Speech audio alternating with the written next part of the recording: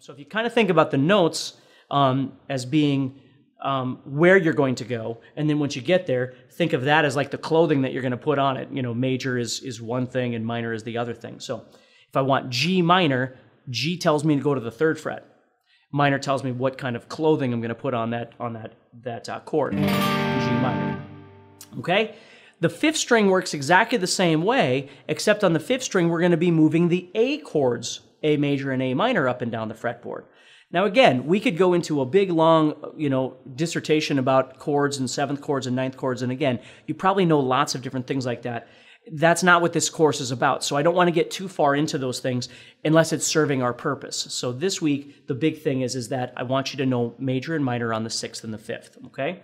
So if you're wondering why aren't you talking about 7th chords, that's why. We're not there yet, okay? So the 5th string when I pluck it is A. We talked about this before. And then B would be at the 2nd fret, C, D, E, F, G. We learned those. So what you're going to be doing is taking the A major chord and the A minor chord, and you're going to be moving those 2 chords up and down the guitar with a bar in front of it again, just like you did on the 6th string. Now A, you might play A with 3 fingers like this. You might play A with 3 fingers like this. Some people even play A with just 2 fingers.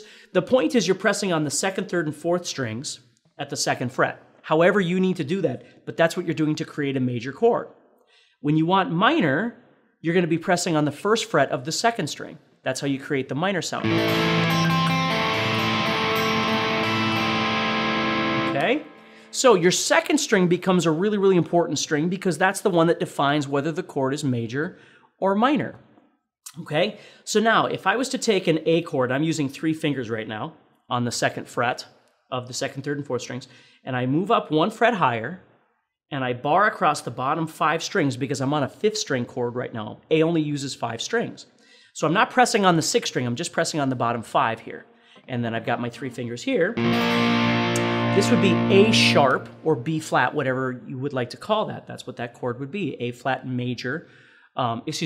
B flat major or A sharp major, okay? Now, a couple things to talk about real quick. A lot of people will go, why can't I just bar over the 6th string?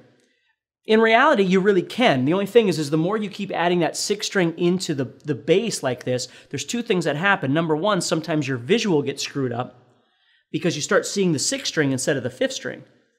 And, the note on the 6th string is F. The note on the 5th string is A sharp or B flat.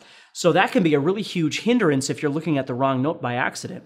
The other thing is even if you see the right note, but you use that 6th string all the time, everything starts sounding like Black Sabbath. And unless you want all your songs to sound like Black Sabbath, which isn't necessarily a bad thing, I suppose, it just sounds really, really heavy most of the time. So if you're looking for heavy, that's a great way of making your chord sound heavier. But if you're not, it's generally a good idea to leave it out. Okay? Now, instead of using 3 different fingers to press on this chord, what most people do, including myself, is you'll press on those 3 strings right there, 2nd, 3rd, and 4th strings, with 1 finger, with your ring finger. And that way, as you get into these thinner frets, it's easier to fit your fingers in there. You can't, I got really small fingers, and it's hard for me to fit all 3 of my fingers in 1 fret like that. So it's nice to have just 1 finger available.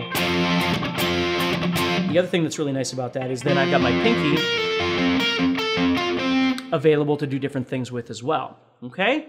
So 6th string bar chords, major and minor.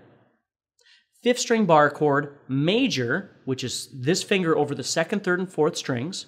This finger's barring over the bottom 5, okay? 5th string on down. Now the tricky part about your ring finger is trying not to touch the 1st string.